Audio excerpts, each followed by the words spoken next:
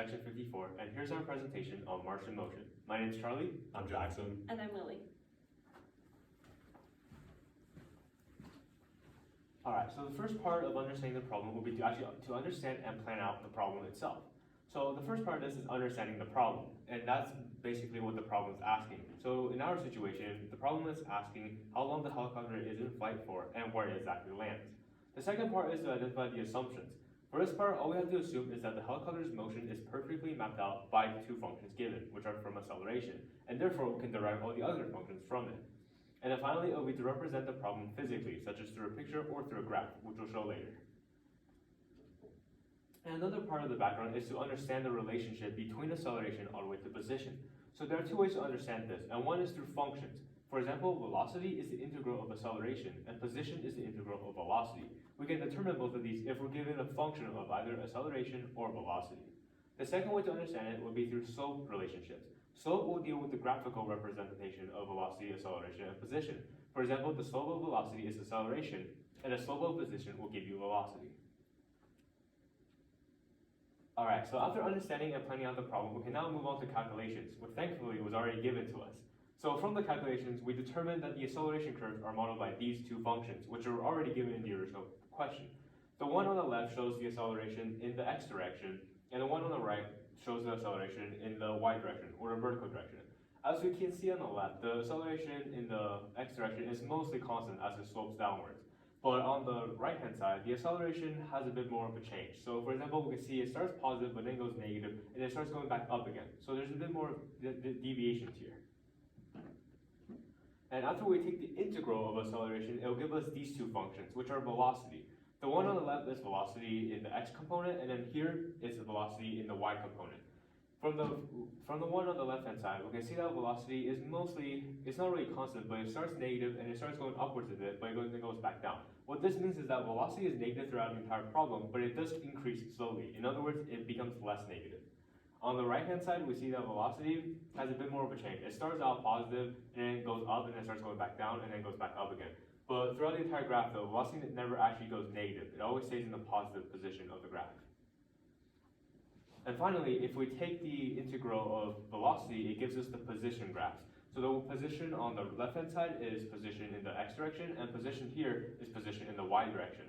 On the left-hand side, we see that the position in the y direction constantly increases as time increases. For example, we start negative, which is our original starting point, and then we go upwards all the way until we hit that top point, which is where the time ends. On the right-hand side, we can see that position starts out negative again, but it goes upwards and plateaus.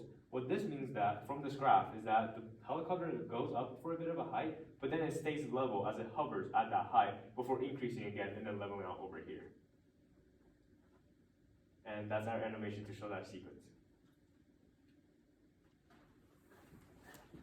So these are given sense-making steps that we'll show in the following problems. So first we have units that we're going to identify from our given functions, and then we're going to prove that each of our functions units match up on both sides, and then we're going to use symbols to sort of associate those with the problem. Okay, so for our units we have capital T, and this is 1/2 the distance until the helicopter lands. So we can think about this as over the span of 2 T's is the distance by which the helicopter is going to travel, and this is in units of seconds. Then we have alpha, which is the acceleration of the helicopter in the y direction, and that's measured in meters per second squared. And we have beta, which is the acceleration of the helicopter in the x direction, and that's also in meters per second squared, because these are both acceleration. And then we have distance, which is d, and that's measured in meters, and is also time, which is measured in seconds.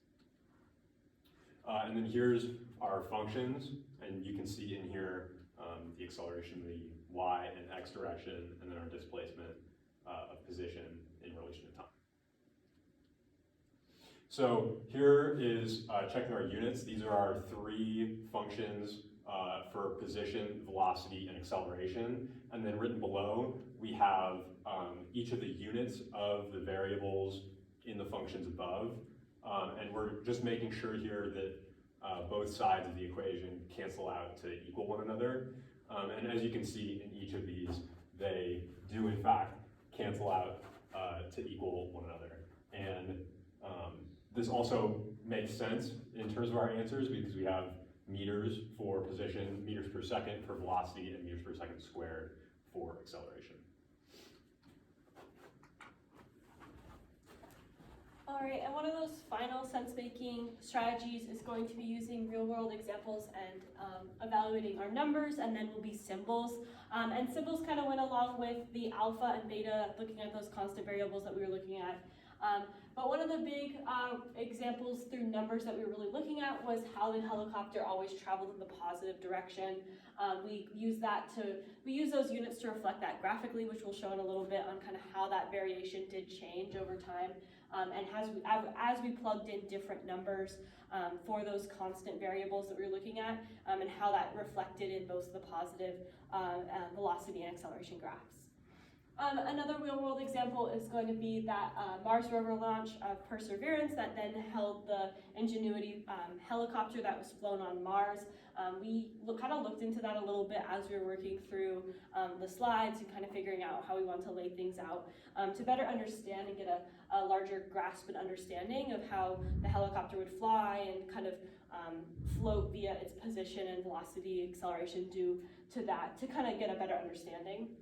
Then we also looked at and compared a lot of the problems that we did through this to the homework number 3 elevator question, where it was talking about a penny being flipped in an elevator with an open ceiling.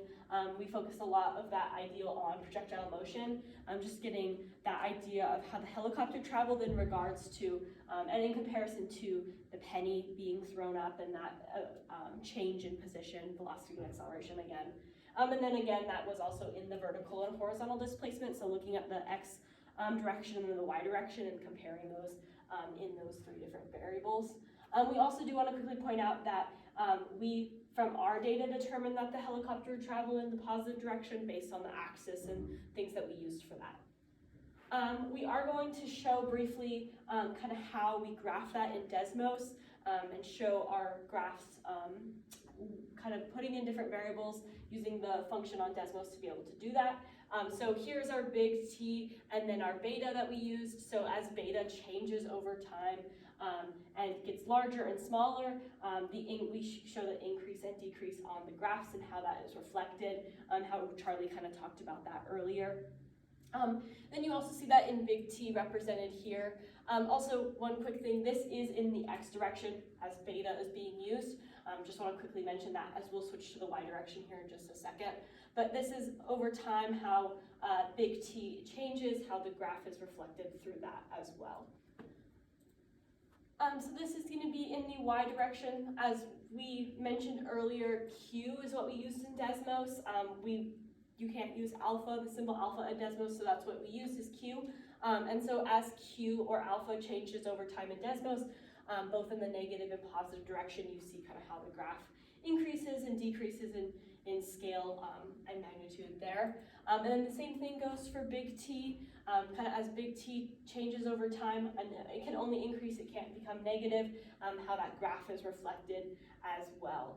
Again, just a final reminder, this is in the y direction. Awesome, that is going to be the end of our presentation. Thank you for watching.